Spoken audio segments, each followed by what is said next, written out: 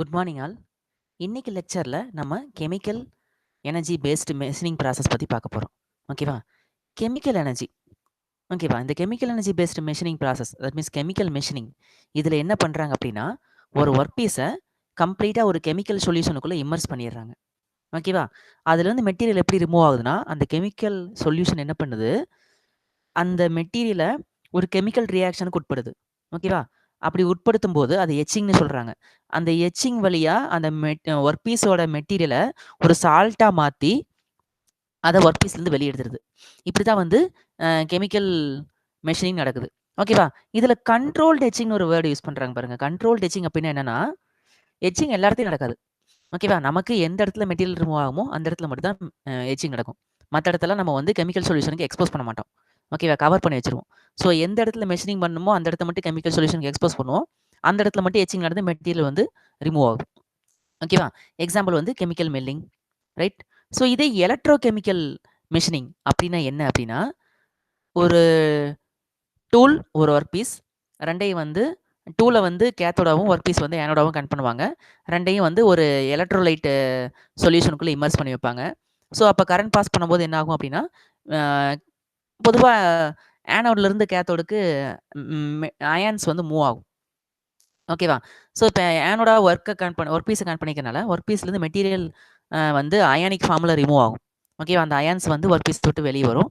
அத வந்து அந்த எலக்ட்ரோலைட் வந்து ஃப்ளஷ் ஆஃப் பண்ணி வெளிய எடுத்துட்டு போயிரும். ஓகேவா? ஸோ இப்படி அயான் டிஸ்பிளேஸ்மென்ட் மூலமா தான் வந்து எலக்ட்ரோகெமிக்கல் மெஷினிங்ல மெட்டீரியல் ரிமூவ் ஆகுது.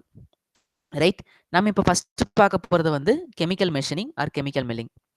ரைட்? ஸோ கெமிக்கல் மில்லிங்ல நம்ம ஆல்ரெடி பார்த்த மாரி material is removed by controlled எட்சிங் by a chemical solution.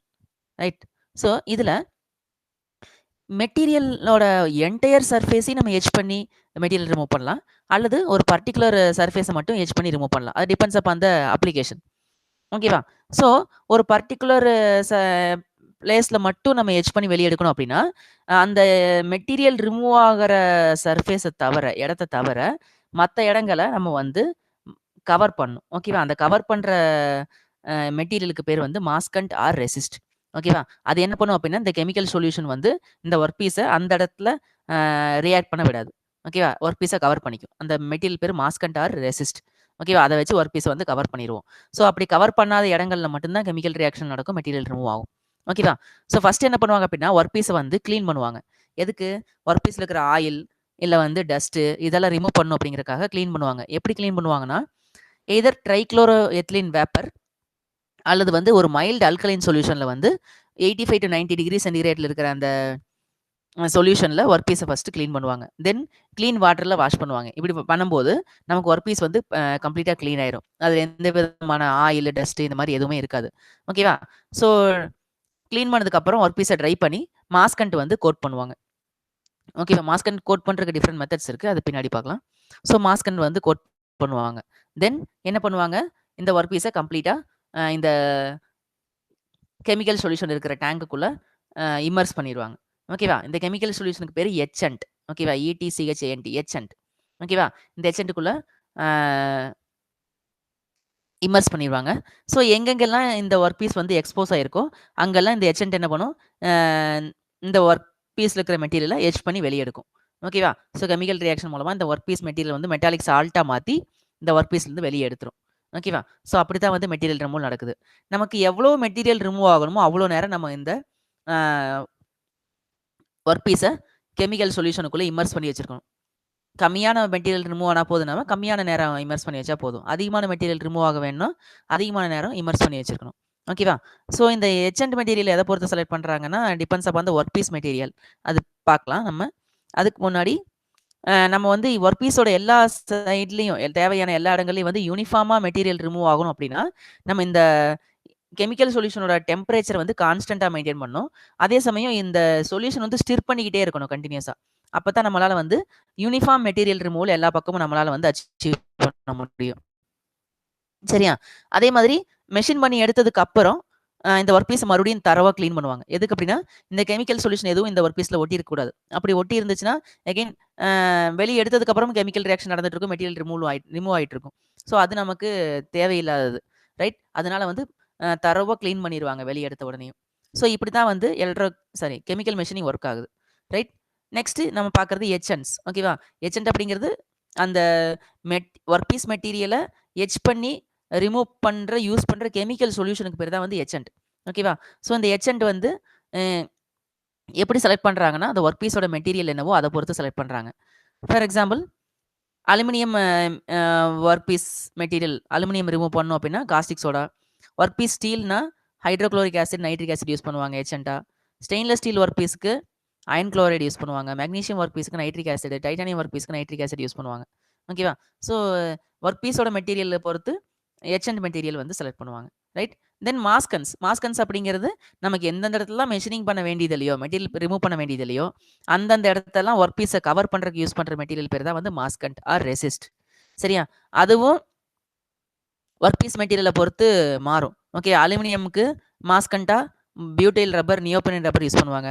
மெக்னீசியத்துக்கு polymer வச்சு கவர் பண்ணுவாங்க. டைட்டானியம்க்கான மாஸ்கண்ட் வந்து டிரான்ஸ்லூசன்ட் குளோரினேட்டட் பாலிமர்ஸ். நிக்கலுக்கு வந்து நியோப்ரின் யூஸ் பண்ணி கவர் பண்ணுவாங்க. ஃபெரஸ் மெட்டல்ஸ்க்கு வந்து பாலிவினைல் குளோரைட், பாலிஎத்தின் இதெல்லாம் வந்து மாஸ்கண்டா யூஸ் பண்ணுவாங்க. ஓகேவா? இந்த மாஸ்கண்ட் எப்படி அப்ளை பண்றாங்க அப்படிங்கிறதுல 2 டைப் இருக்கு. ஒன்னு வந்து ஸ்கிரைப்ட் ஆர் பீல்ட் மாஸ்கன்ஸ். 2வது வந்து போட்டோ ரெசிஸ்ட் மாஸ்கன்ஸ். ஓகேவா? Scribed or peeled resistance maskant அப்படிங்கிறது ஒண்ணும் கிடையாது. ரொம்ப சிம்பிள் ப்ராசஸ். என்ன பண்ணுவாங்கன்னா, ஒர்க் பீஸ் மெட்டீரியல் எடுத்துப்பாங்க. அது ஃபுல்லா மாஸ்கண்ட்ட வந்து அப்ளை பண்ணிருவாங்க. ஓகேவா? கோட் பண்ணிருவாங்க. எப்படி கோட் பண்ணுவாங்கன்னா, எய்தர் மாஸ்கண்ட்டுக்குள்ள அப்படியே ஒர்க் பீஸ டிப் பண்ணி எடுக்கலாம். இல்ல ஒர்க் பீஸ் மேல மாஸ்கண்ட்ட ஸ்ப்ரே பண்ணலாம். இல்ல பெயிண்டிங் பண்ணலாம். பிரஷ் யூஸ் பண்ணி பெயிண்டிங் பண்ணலாம். இல்ல ஸ்டென்சில்ஸ் யூஸ் பண்ணி அப்ளை பண்ணலாம். ஓகேவா? எப்படியோ ஒண்ணு மாஸ்கண்ட்ட வந்து அந்த ஒர்க் பீஸ் சர்ஃபேஸ் ஃபுல்லா கோட் பண்ணிருவாங்க. தென் அத வந்து கொஞ்ச நேரம் அப்படியே வச்சுருவாங்க. அந்த மாஸ்கண்ட் அப்படியே ட்ரை ஆயி ஹார்ட் ஆயிரும். தென் என்ன பண்ணுவாங்க, எந்தெந்த இடத்துலலாம் நமக்கு வந்து மெஷினிங் பண்ணணுமோ, மெட்டீரியல் ரிமூவ் பண்ணணுமோ, அந்த ஏரியால இருக்கிற மாஸ்கண்ட்ட மட்டும் நைஃப் வச்சு ஸ்க்ரைப் பண்ணி எடுத்துருவாங்க. சரியா? தென் அத வந்து கெமிக்கல் சொல்யூஷனுக்குள்ள அந்த எச்சண்ட்டுக்குள்ள இம்மர்ஸ் பண்ணும்போது, அந்த எந்த இடத்துல மாஸ்கண்ட்ட ரிமூவ் பண்ணணுமோ, அந்த ஏரியா மட்டும் எக்ஸ்போஸ் ஆயிருக்கும். அங்க மட்டும் மெட்டீரியல் ரிமூவ் ஆகும். ஓகேவா? ஸோ இந்த மாரி மாஸ்கிங் டெக்னிக் வந்து எப்ப யூஸ் பண்ணுவாங்க அப்டின்னா, அந்த காம்போனன்ட் வந்து அவ்வளோக்கா கிரிட்டிக்கல் காம்போனன்ட்லாம் கிடையாது. ஓகேவா? ரொம்ப ஹை அக்யூரசிலாம் தேவையில்ல. ரைட்? அதே மாரி ரொம்ப க்ளோஸ் டாலரன்ஸ் நம்ம அச்சீவ் பண்ண வேண்டியதில்ல. அப்படிங்கிற சமயத்தில மட்டும் தான் இந்த ஸ்கிரைப்ட் ஆர் பீல்ட் மாஸ்கன்ஸ் யூஸ் பண்ணுவாங்க. 2வது டைப் பார்த்தீங்கன்னா, போட்டோ ரெசிஸ்ட் மாஸ்கன்ஸ். ஓகேவா? இது பார்த்தீங்கன்னா, ரொம்ப கொஞ்சம் காம்ப்ளிகேட்டட் டெக்னிக்கு. இது பார்த்தீங்கன்னா, ரொம்ப க்ளோஸ் டாலரன்ஸ் தேவ. அந்த காம்போனன்ட் ரொம்ப கிரிட்டிக்கல். ஓகேவா? ஒரு தின் செக்ஷன் அது. அதுல வந்து நம்ம மெஷின் பண்ண வேண்டியிருக்குது. ரொம்ப காம்ப்ளெக்ஸ் ப்ரொஃபைல்ஸ்லாம் மெஷின் பண்ணணும்னு வச்சுக்கோங்களேன். அந்த இடத்துல வந்து போட்டோ ரெசிஸ்ட் மாஸ்கிங் தான் பண்ணுவாங்க. ஓகேவா? இது எப்படி பண்றாங்க அப்படின்னா, அ ஃபர்ஸ்ட்டு ஒர்க் பீஸ வந்து என்ன பண்ணுவாங்க, ஃபுல்லா கிளீன் பண்ணிருவாங்க. கிளீன் பண்ணதுக்கப்புறம் ஒரு போட்டோ ரெசிஸ்ட் மெட்டீரியல்னு ஒண்ணு இருக்கும். அத வந்து ஃபுல்லா அந்த ஒர்க் பீஸ் சர்ஃபேஸ் ஃபுல்லா அப்ளை பண்ணிருவாங்க. Right? Painting, spraying, dipping, roller coating அந்த மாரி ஏதோ ஒரு மெத்தட் யூஸ் பண்ணி, அந்த ஒர்க் பீஸ் சர்ஃபேஸ் ஃபுல்லா அந்த போட்டோ ரெசிஸ்ட் மெட்டீரியல் வந்து அப்ளை பண்ணிருவாங்க. தென் அத எடுத்துட்டு போயிட்டு, ஒரு ஓவன்ல வச்சு 125 டிகிரி சென்டிகிரேட் வரைக்கும் ஹீட் பண்ணுவாங்க.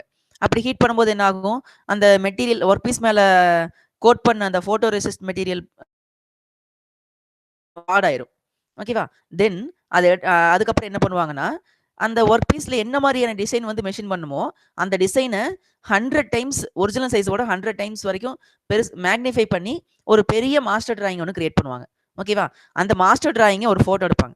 ஓகேவா? அந்த ஃபோட்டோ எடுத்து அத வந்து மறுபடியும் ஒரிஜினல் சைஸ்க்கு ரெடியூஸ் பண்ணுவாங்க. தென் அந்த ஒரிஜினல் சைஸ்க்கு ரெடியூஸ் பண்ணப்பட்ட ஃபோட்டோவோட நெகட்டிவ் கையில எடுத்துப்பாங்க. ஓகேவா? அந்த நெகட்டிவ் எடுத்து என்ன பண்ணுவாங்க, அந்த போட்டோ ரெசிஸ்ட் கோட் பண்ண ஒர்க் பீஸ் மேல ஒட்டுவாங்க. சரியா? ஒட்டி, அதுல என்ன பண்ணுவாங்கன்னா, அல்ட்ரா வயலட் ரேஸ் வந்து பாஸ் பண்ணுவாங்க. ஓகேவா? அல்ட்ரா வயலட் லைட் வந்து அடிப்பாங்க. அப்படி அடிக்கும்போது என்ன ஆகும் அப்படின்னா, எந்தெந்த ஏரியாலாம் வந்து அல்ட்ரா வயலட் ரேஸ்க்கு வந்து எக்ஸ்போஸ் ஆயிருக்கோ, அது எல்லாமே வந்து ஹார்ட் ஆயிரும். சரியா? எந்தெந்த ஏரியாலாம் அல்ட்ரா வயலட் ரேஸ்ல எக்ஸ்போஸ் ஆகலையோ, அந்த ஏரியாலாம் அப்படியே சாஃப்ட்டாவே இருக்கும். ஓகேவா?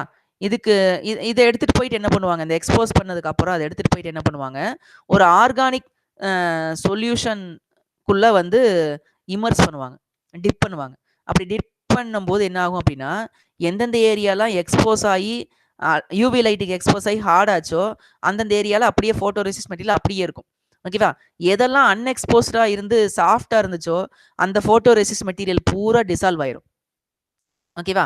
ஸோ இப்ப வந்து மிச்சம் இருக்கிறது ஒர்க் பீஸ் மெட்டீரியலு, அதுக்கு மேல வந்து யூவி லைட்டுக்கு எக்ஸ்போஸ் ஆன ஃபோட்டோ ரெசிஸ்ட் மெட்டீரியல். இது மட்டும் தான் வந்து மிச்சம் இருக்கும். எதெல்லாம் யூவி லைட்டுக்கு எக்ஸ்போஸ் ஆகலையோ, அந்த ஃபோட்டோ ரெசிஸ்ட் கோட்டிங் பூரா கரைஞ்சிரும். அந்த ஆர்கானிக் சால்வெண்ட்ல. இதுக்கு பேரு டெவலப்பிங் அப்படின்னு சொல்லுவாங்க. சரியா? இந்த வெளிய எடுக்கிற ஒர்க் பீஸ்க்கு பேரு டெவலப்டு ஒர்க் பீஸ். ஓகேவா? இந்த டெவலப்டு ஒர்க் பீஸ் எடுத்துட்டு போயிட்டு தான் அந்த எச்என் டேங்க்குக்குள்ள வைப்பாங்க. ஓகேவா? அந்த எச்என் டேங்க்ல இருக்கிற அந்த கெமிக்கல் சொல்யூஷன் என்ன பண்ணும்? எந்தெந்த ஏரியாலாம் வந்து அந்த ஃபோட்டோ ரெசிஸ்ட் மெட்டீரியல் இல்லையோ, ஓகேவா? அத மட்டும் மெஷின் பண்ணும்.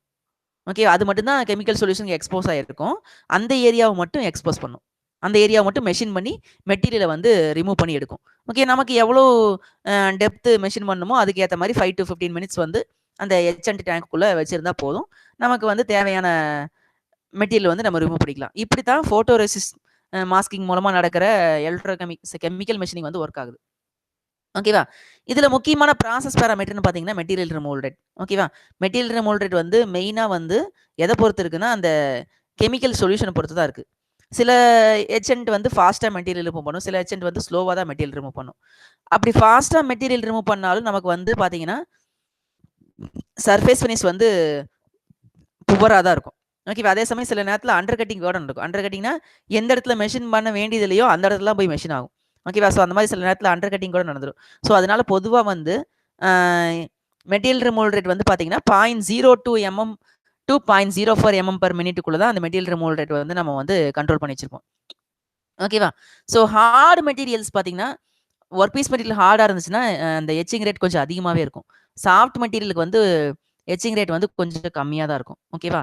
அதே மாரி நம்ம அந்த ப்ராசஸ் பாராமீட்டர்ஸ் அதாவது சில பாராமீட்டர்ஸ்லாம் இருக்கு. அதாவது எவ்வளோ நேரம் நம்ம வந்து அந்த கெமிக்கல் டேங்க்குக்குள்ள ஒர்க் பீஸ வந்து டிப் பண்ணி வச்சிருக்கிறோம். அந்த டைமு, அந்த சொல்யூஷனோட டெம்பரேச்சரு, சொல்யூஷனோட கான்சன்ட்ரேஷனு இதெல்லாம் நம்ம ப்ராப்பரா கண்ட்ரோல் பண்றது மூலமா, நம்ம வந்து பிளஸ் ஆர் மைனஸ் 0.01 எம்எம் வரைக்கும் அக்யூரசி அச்சீவ் பண்ண முடியும். ஒரு 5 மைக்ரோமீட்டர் வரைக்கும் சர்ஃபேஸ் ஃபினிஷையும் நம்மளால அச்சீவ் பண்ண முடியும். ஸோ இந்த ப்ராசஸ் பாராமீட்டர்லாம் கண்ட்ரோல் பண்ணா நம்ம வந்து நல்ல அக்யூரசி, நல்ல சர்ஃபேஸ் ஃபினிஷ் நம்மளால கொடுக்க முடியும். செகண்ட் பாராமீட்டர் பார்த்தீங்கன்னா வந்து ஒர்க் பீஸோட சைஸ். ஓகேவா? ஒர்க் பீஸ் வந்து எவ்வளோ பெரிய ஒர்க் பீஸ வேணாலும் இந்த கெமிக்கல் மெஷினிங் யூஸ் பண்ணி மெஷின் பண்ணிக்கலாம்.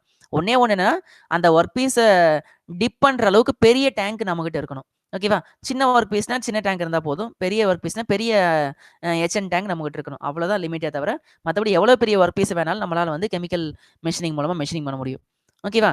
இந்த கெமிக்கல் மெஷினிங்ல 2 டைப் இருக்கு. ஓகேவா? ஒண்ணு வந்து கெமிக்கல் பிளாங்கிங், 2வது கான்டோர் மெஷினிங். பிளாங்கிங் அப்படின்னா நமக்கு தெரியும். ஓகே ஒரு ஷீட்ல இருந்து ஒரு பர்ட்டிகுலர் பார்ட்ட கட் பண்ணி எடுக்கிறது. ஓகேவா? அதே ஷேப்ல கட் பண்ணி எடுக்கிறது. ஓகேவா? இப்ப பார்த்தீங்கன்னா, ஒரு காயின் மேனுஃபேக்சர் பண்ணணும்னா, ஒரு ஷீட்டு ஓகேவா? அதுல வந்து அந்த ரவுண்ட் ஷேப்ல கட் பண்ணி வெளிய எடுத்துறது. ஓகே. அதுக்கு பேர் தான் பிளாங்கிங். ஓகேவா? இது கெமிக்கல் அம் இது நான் சொல்றது வந்து ஒரு டையு, பஞ்ச் இதெல்லாம் வச்சு பிளாங்கிங் பண்றது. இதே கெமிக்கல் பிளாங்கிங்னா, அந்த அந்த ஷீட்டோட சர்ஃபேஸ் பூரா எட்ஜ் பண்ணி, அதிலிருந்து நமக்கு தேவையான ஷேப்ப கட் பண்ணி வெளிய எடுத்துக்கிறது. That is called chemical blanking. Contour மெஷினிங்கிறது ஒண்ணும் இல்ல. நமக்கு வந்து ஒரு திக் ஒர்க் பீஸ் இருக்கும். அதுல நம்ம ஏதாச்சும் ஒரு ஷேப், ஒரு ப்ரொஃபைல் வந்து கட் பண்ண வேண்டியிருக்கும். ஸோ அந்த இடத்த மட்டும் நம்ம வந்து எக்ஸ்போஸ் பண்ணிட்டு, மத்த இடத்தலாம் மாஸ்கண்ட் வச்சு கவர் பண்ணிட்டு, அந்த தேவையான இடத்துல மட்டும் கெமிக்கல் எட்சிங் பண்ணி அந்த மெட்டீரியல் ரிமூவ் பண்ணி, அந்த ப்ரொஃபைல கிரியேட் பண்றதுக்கு பேர் தான் வந்து கான்டோர் மெஷினிங். சரியா? இது 2 டைப். கெமிக்கல் மெஷினிங்ல chemical blanking, contour machining 2 type. ஓகேவா? கெமிக்கல் மெஷினிங்கோட அப்ளிகேஷன் பார்த்தீங்கன்னா, கிட்டத்தட்ட எல்லா இடத்துலயுமே கெமிக்கல் மெஷினிங் யூஸ் பண்றாங்க. ஓகேவா? ஸோ நமக்கு வந்து கிடைக்கிற காம்போனன்ட் எப்படி இருக்குன்னு பார்த்தீங்கன்னா, highly accurate a very good surface ஃபினிஷோட நமக்கு கிடைக்கும். அதே மாரி பர்ஸ் எதுவும் இல்லாம இருக்கும். ஓகேவா? ஸோ பார்த்தீங்கன்னா, கம்ப்ளீட்டா அந்த கெமிக்கல் வந்து எட்ஜ் பண்ணி வெளிய எடுத்துரும். வெளிய எடுத்த மெட்டீரியல் அந்த சொல்யூஷனே வந்து ஃப்ளஷ் ஆஃப் பண்ணிரும். ஓகேவா? அதனால அந்த வொர்க் பீஸ்ல கடைசியா பார்த்தீங்கன்னா, எதுவுமே இருக்காது. ஸோ கிட்டத்தட்ட எல்லா அப்ளிகேஷனுமே நம்ம யூஸ் பண்ணலாம் அந்த கெமிக்கல் மெஷினிங். அட்வான்டேஜஸ்ன்னு பார்த்தீங்கன்னா, பர்ஸ் எதுவும் இருக்காது. எப்படிப்பட்ட மெட்டீரியல் வேணாலும் நம்ம மெஷின் பண்ண முடியும். சர்ஃபேஸ் ஃபினிஷ் நல்லாருக்கும். எந்த மெட்டல் வேணா மெஷின் பண்ணலாம். இதுல எந்த விதமான டைரக்ட் கான்டாக்டும் இல்ல. டூல்னு ஒண்ணு கிடையவே கிடையாது. ஓகேவா? அதனால டூலுக்கும் ஒர்க் பீஸ்க்கு இருக்கிற டைரக்ட் கான்டாக்ட்டோ, இல்ல வந்து ரெசிடுயல் ஸ்ட்ரெஸ், ரெசிடுயல் டிஃபார்மேஷன் அந்த மாரி எந்த பிரச்சனையும் கிடையாது. ஓகேவா? ஸோ இந்த செட்டப், ப்ராசஸ் எல்லாமே வந்து ரொம்ப சிம்பிளான சிம்பிளான ப்ராசஸ். ஸோ இத ஆப்பரேட் பண்றதுக்கு ஹைலி ஸ்கில்டு லேபர்லாம் இருக்கணும்னு அவசியம் இல்ல. ஓகேவா? ஸோ இதில பார்த்தீங்கன்னா, 2 ஃபேஸுமே வந்து சைமல்டேனியஸா 2 பக்கமே ஃபுல் அண்ட் ஃபுல் எச்சன்ட்க்குள்ள டிப் பண்ணி வச்சிருக்கிறதுனால, அல்லது வந்து ஃபுல் அண்ட் ஃபுல் 2 பக்கமே எச்சன்ட் வந்து ஸ்ப்ரே பண்றதுனால, நம்ம வந்து uniform machining and simultaneous machining 2 ஃபேஸ்லயுமே வந்து நம்மளால அச்சீவ் பண்ண முடியும். ஓகேவா? எப்படிப்பட்ட ஹார்ட் அண்ட் பிரிட்டில் மெஷின்னாலும் இந்த கெமிக்கல் மெஷினிங்ல வந்து மெஷினிங் பண்ணிடலாம். டூலிங் காஸ்ட் பெருசா ஒண்ணும் கிடையாது. ஓகேவா? வெறும் எலக்ட்ரோலைட் மட்டும் தான். சாரி கெமிக்கல் சொல்யூஷன் மட்டும் தான். அதனால டூலிங் காஸ்ட்டும் கம்மி தான். ரைட். எந்த மாரியான காம்ப்ளக்ஸ் ப்ரொஃபைல்ஸையும் நம்மளால மென்ஷன் பண்ண முடியும். ஓகேவா? ஒன்லி ஒன் நம்ம வந்து எந்த இடத்துல மெஷரிங் பண்ணணுமோ, அந்த இடத்த தவிர மத்த இடத்துல மாஸ் கண்ட வச்சு கவர் பண்ணிட்டு கெமிக்கல் டேங்க்குள்ள வச்சுட்டோம்னா, அது பாட்டுக்கு கெமிக்கல் ரியாக்ஷன் நடந்து மெட்டல் வந்து மெட்டாலிக் சால்ட்டா கன்வெர்ட் ஆகி வெளிய வந்துரும். ஓகேவா? ஸோ நமக்கு தேவையான ப்ரொஃபைல் கிடைச்சிரும். இதுல வந்து பெருசா புரோகிராமிங் இல்ல வந்து டூல் ஷேப் பண்றது அந்த மாரி எந்த ஒரு கஷ்டமான வேலையும் கிடையாது. ஸோ எப்படிப்பட்ட காம்ப்ளக்ஸ் கான்டூர்ஸ் வேணாலும், ப்ரொஃபைல்ஸ் வேணாலும் நம்மளால வந்து மென்ஷன் பண்ணிற முடியும். பட் இதுல டிஸ்அட்வான்டேஜ் பார்த்தீங்கன்னா, ஸ்லோ மெட்டீரியல் ரிமூவல் ரேட். ஓகேவா?